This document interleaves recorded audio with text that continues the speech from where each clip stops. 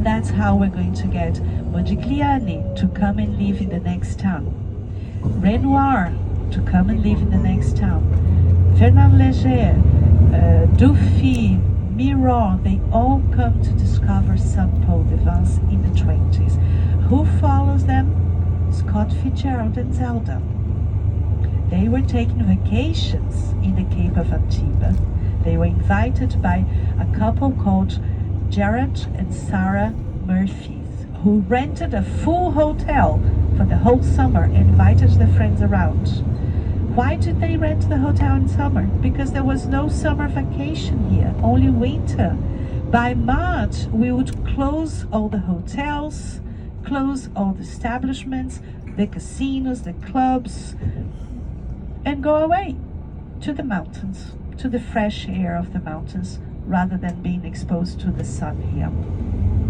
But in the First World War, things are going to change, because scientists are going to tell us that sunbathing is good for your bones, for your growth. Of course, afterwards is put yourself in the sun at 12, don't go to the sun at 12, put a hat, put a filter, don't put, they change their minds every often. Anyway, in the 20s, the Murphys are going to launch summer vacation. And Frank J. Gould was an American that made a fortune at the railway. He's going to open a casino for summertime. He's going to invite the musicians to come and perform. And what were they playing in the 20s here? Jazz, exactly.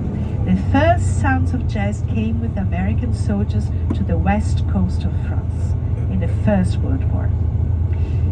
And those military bands started performing here because they came for R&R after the war.